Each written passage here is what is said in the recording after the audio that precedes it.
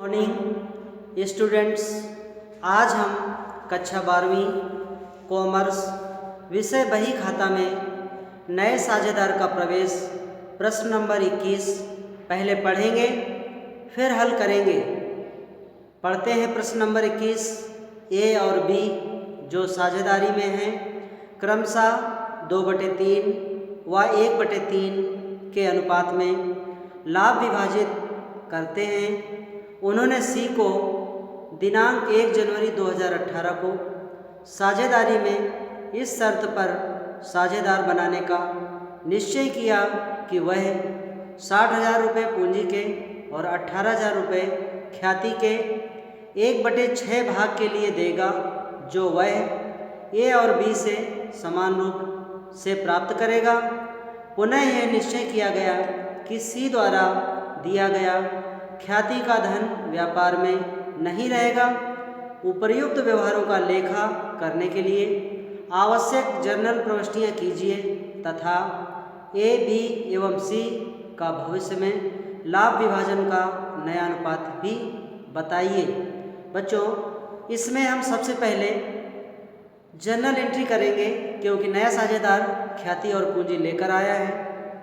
इसके बाद नया अनुपात निकालना सिखाएंगे। हल करते हैं इस प्रश्न को।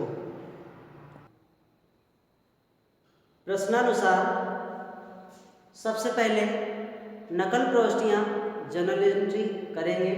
जर्नल का फॉर्मेट डेट का कॉलम, पार्टिकुलर्स विवरण का कॉलम, एलएफ पृष्ठ संख्या का column, debit amount credit amount का कॉलम होता है। फॉर्मेट बनाएंगे। इसके बाद पहली एंट्री इसमें किया है cash account debited to C's capital account to premium for goodwill account. C's capital नया साझेदार जो पूंजी लेकर आया है उसको सीज कैपिटल, सी नया साझेदार है पूंजी लेकर आया है, सीज कैपिटल लिखेंगे। गुडविल की जो राशि लाया है उसको टू प्रीमियम फॉर गुडविल जो ख्याति की राशि लाया है उसके लिए एंट्री किया है।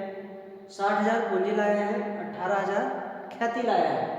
दोनों को जोड़कर नकद कितना पैसा लाया है? 78,000। 60,000 और 18,000 78,000 रुपये लेकर आया है नकद पूंजी और ख्याति के रूप में, इसलिए जनरल एंट्री हुई है। कैश अकाउंट डेबिट किया है, पैसा आया है और आइटम के नाम को क्रेडिट किया है। नरेशन में लिखा है विवरण में cash capital and goodwill brought by new partner, नए साझेदार द्वारा ख्याति और पूंजी लाई गई है, उसी को विवरण में लिखा गया है। दूसरी एंट्री किया है premium for goodwill account debited to A's capital account to B capital account. यहाँ पर जो नया साझेदार पूंजी लाता है वो उसके पूंजी खाते में लिखी जाती है, उसको पुराने साझेदार ले नहीं सकते क्योंकि नए साझेदार की पूंजी नए साझेदार के हिस्से में ही रहेगी। लेकिन नया साझेदार जो ख्याति लेकर आता है उसको पुराने साझेदार त्याग अनुपात में बांट लेते हैं। मतलब पुराने साझेदार नए साझेदार को जिस अनुपात में हिस्सा देते हैं उसी अनुपात में उसकी ख्याति को बांट लेते हैं। मतलब त्याग अनुपात में जब नया साझेदार फर्म में प्रवेश करता है तो नए साझेदार की ख्याति को पुराने साझेदार त्याग अनुपात में बांट लेते हैं। तो यहाँ पर एंट्री हुई है premium for goodwill account debited to A's capital account to B capital account. इस ख्याति को ए और बी बांटेंगे। किस अनुपात में बांटेंगे? त्याग अनुपात में। प्रश्न में दिया है कि ए बी साझेदार है, उन्होंने सी को साझेदार बनाया है। सी 1/6 भाग प्राप्त करेगा, लेकिन वह अपना भाग ए और बी से समान रूप से प्राप्त करेगा। समान मतलब आधा आधा। तो यहाँ पर ख्याति 18,000 है तो आधी आधी ख्याति त्याग अनुपात में, जिस अनुपात में पुराने साझेदार नए साझेदार को हिस्सा दे रहे हैं उसी अनुपात में उसकी ख्याति को बांट रहे हैं। उसको लाभ आधा आधा देंगे तो ख्याति भी आधी आधी रखेंगे। 18,000 का आधा 9,000 ए को मिलेगी ख्याति, 9,000 बी को ख्याति मिलेगी। और विवरण नरेशन में लिखा है amount of goodwill credited in sacrificing ratio. Goodwill की राशि को पुराने साझेदारों ने रखा है, लिया है, उसको त्याग अनुपात में लिया है। अब हम नया अनुपात बनाना सीखेंगे और जानेंगे त्याग अनुपात कैसे निकलता है। प्रश्नानुसार ए बी 2/3 1/3 के साझेदार हैं, तो ए और बी का अनुपात लिख दिया 2/3 1/3। प्रश्न में दिया है सी को नया साझेदार बनाया गया है, सी का हिस्सा है 1/6। अब 1/6 हिस्सा हमने आपको 3-4 कंडीशन बताई थी कि पुराने साझेदार से नया साझेदार जब अपना हिस्सा लेता है तो उसकी 3-4 कंडीशन होती हैं।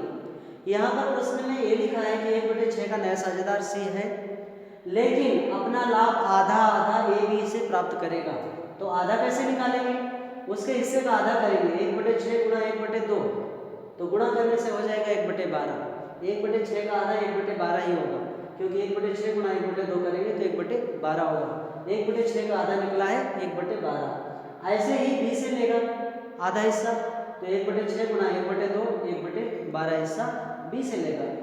अब हम ए के हिस्से में से सी का आधा हिस्सा देंगे, सी के हिस्से का आधा हिस्सा सी को देंगे, तो ए के हिस्से में से घटाएंगे, और सी के हिस्से का आधा हिस्सा जब बी देगा तो बी के हिस्से में से घटाएंगे।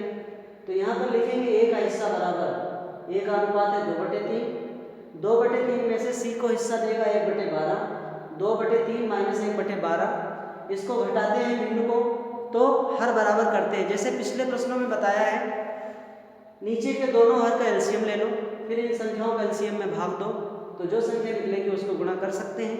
या दूसरा तरीका बताया था, 12 का इधर ऊपर नीचे गुणा करें, 3 का इधर ऊपर नीचे गुणा करें तो हर बराबर हो जाता है। लेकिन हमने ये बताया है, आप अपने दिमाग से हर बराबर करना है, कैसे भी कर सकते हैं। अगर हम यहाँ पर 3 में ऊपर नीचे 2/3 में ऊपर नीचे 4 का गुणा करें तो 12 के बराबर हो जाएगा। तो ऐसे ही कर लेंगे, 2/3 में 4 का गुणा ऊपर नीचे किया तो यहाँ 2 चौको 8 हो जाएगा, 3 चौको 12, यहाँ भी 1/12 है, दोनों हर बराबर हो गए। 4 दूनी 8 माइनस 1/12, 8 में 1 जाएगा 7/12, ये अनुपात निकलता है ए का 7/12 बिंदु को सरल करने के बाद। ऐसे ही बी का हिस्सा निकालेंगे, तो बी का हिस्सा है 1/3, 1/3 में से 1/12 हिस्सा सी को दे देगा, तो 1/3 में से 1/12 घटाएंगे, तो फिर यहाँ पर हर बराबर करेंगे। जैसे ए का हिस्सा निकालते समय किया है, वैसे ही बी का हिस्सा निकालते समय 1/3 माइनस 1/12, यहाँ पर ऊपर नीचे 4 का गुणा कर दिया तो 3 चौको 12, यहाँ भी हो गए और यहाँ पर भी 12 है, हर बराबर हो गए। 1 में 4 में गुणा करेंगे तो 4 पर 4 आएगा, माइनस 1 लिखेंगे, हर बराबर हो गए तो 12 को एक बार लिखेंगे, 4 में 1 जाएगा 3/12, 3/12 बी का हिस्सा निकला। इसके बाद नया अनुपात बनाएंगे, ए का हिस्सा सी को हिस्सा देने के बाद निकला है 7/12, बी का हिस्सा सी को हिस्सा देने के बाद निकला है 3/12, तो ए और बी का नया अनुपात है 7/12 और 3/12। सी का नया अनुपात है 1/6, या आधा आधा 1/6 का आधा आधा, 1/12 प्लस 1/12 जोड़ेंगे तो फिर से 1/6 ही हो जाएगा। इस प्रकार नया अनुपात बराबर 7/12 ए का हिस्सा, बी का हिस्सा 3/12, सी का हिस्सा 1/6। अब हम इसको जोड़ते हैं, 7 3 10 1 11 होता है, इसलिए सभी हर बराबर करना अनिवार्य होता है अनुपात बनाने के लिए। तो हम यहाँ पर 7/12 लिखेंगे, 3/12 करेंगे, 1/6 में 2 का ऊपर नीचे गुणा करेंगे तो यहाँ पर भी हर बराबर हो जाएगा। फिर अनुपात आ जाएगा 7:3 अनुपात 2/12, 7 3 10 2 12, 7/12 3/12 2/12, ये तीनों साझेदारों का नया अनुपात बन जाता है। आशा करते हैं आप लोग अच्छे से देखेंगे, समझेंगे। Thank you, have a nice day.